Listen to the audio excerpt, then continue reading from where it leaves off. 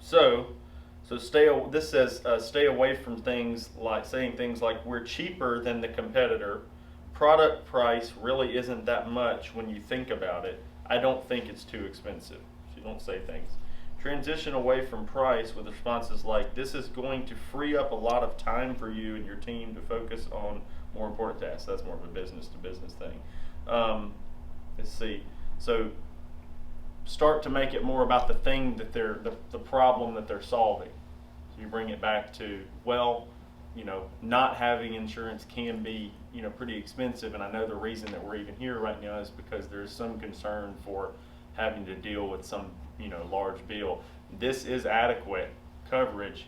We can look at some other options, but they're going to reduce your potential coverage, So you give them that option, but I'll show them the negative connotation, which is honest, to that. Like, we're going to reduce you. It's going to bring you higher potential out of pocket, or maybe even less coverage for certain scenarios. And then, it kind of has them reevaluate their budget. Some people will negotiate insurance the way they want to negotiate a car. Well, when you negotiate the price of a car, you're looking at this car and you're like, all right, I got this car over here, this is the one I want, but that price is too high. I mean, what can you do for me? Well, if they actually start coming down on that car, it's still the same car, right?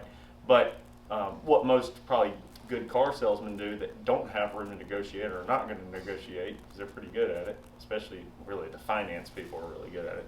But what they'll do is be like, well, for that, what's your price range? Well, we can get this Corolla for that. Sorry, Zach. But we can get this Corolla, but you're taking you from the one that you want down to this. So you can do that, but you almost there's a fine line between making it super negative, because if they absolutely want to come down, I still want to sell them the Corolla. I don't want to not sell them anything. But so I don't want to say this car is awesome. The only thing I have in that price range is that piece of shit over there. That's not what I'm going to do. But I am going to say we can reduce your coverage, and get the price down a little bit. But it's not going to be as good as this one. This is the one that we recommend because it's the one that our customers end up being happiest with.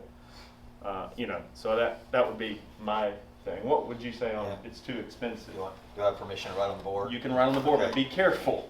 Here's one that. It does bad things. Read around. Careful with her. Thank you for the privilege. Can't read my handwriting, sorry. So mine is compared to what, right? And since he's being real on video, I'll say it this way: don't be a douchebag, but compared to what? Like, in other words, what do they have now, right? Their insurance now. So I use this one a lot. Mr. Brock, what do you have at work now? I don't go, compared to what? Right, because that's a douchebag move if you do that. But if you say, hey, Mr. Brock, can you tell me how much you're paying for work coverage now? And if they go $400 to $600, then in my mind, I already know that I can work with that number. Does that make sense? Or I may say, hey, Mr. Brock, let me ask you something. I know you're here today and you're just getting some quotes or whatever. What is your budget? Do you have a budget you're working with? Yeah. Right? Because here's the thing, is when you ask them, there's an old saying that says buyers are liars. We can be this real, right, on video? Okay, just want to make sure. There's an old saying that says buyers are liars. So what happens is if you ask them, then when you go to close them, you can use that budget amount. Go, oh, well, Mr. Brock, I thought we were working with about $400 to $600 a month. Do you feel like we need to adjust that? Right? Yeah. And so those are two that I use quite. Compared to what? Now, we're not asking compared to what. That's not what I'm saying. I'm saying, let's fact find, and this is where for like Nolan, for like ACAs and things like that, this is where we always want to go. Even if they don't qualify for ACA, we always want to show them the ACA price, because it's always going to, if they don't qualify for an SEP, it's going to show over $1,000 in most cases. So then when we go to get to this point, it doesn't look expensive because the other one, the number's so high. So you ask those right off the bat? I do. What I'll do is I'll go, hey, Mr. Brock, let me ask you something. I know we're searching for some things for you today. How much are you paying for your current coverage now?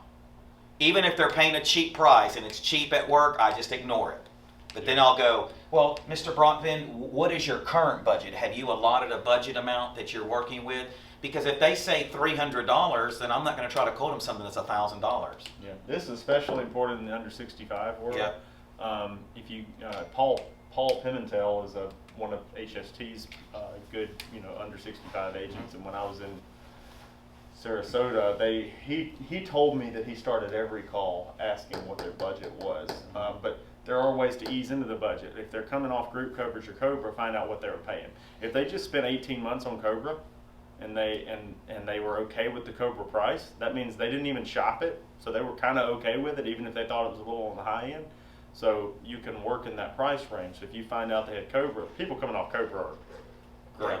Even if you find them and they're not coming off of it, and you can find out what they're paying for Cobra, because it's always expensive. And so if you can just get it a little bit less than that with quality coverage, you're gold. And with Medicare supplements, correct me if I'm wrong, but I really don't get this much with Medicare supplements on my end. Yeah, I don't because most people, very few people that we're talking to are, they might have even had it in their head that it's more expensive. So, and I think it's funny because like Medicare Advantage agents assume that they think it's too expensive. Yep. Because they haven't really pitched it enough to them. But if you're pitching Medicare supplements to someone who started out on Medicare Advantage, then they have already been reprogrammed. Right.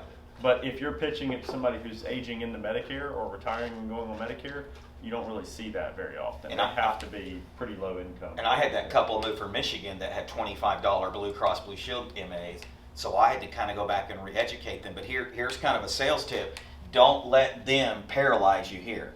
Yeah. I just go, Yeah, I understand. I understand, agree.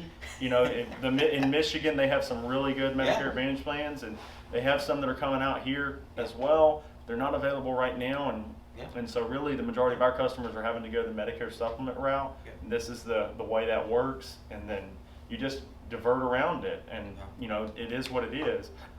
They have to look at those options. We can look at Advantage options down the road, actually pretty quickly now, but still you can easily give them a fair shake and compare it. It is harder on those people that started out with Advantage.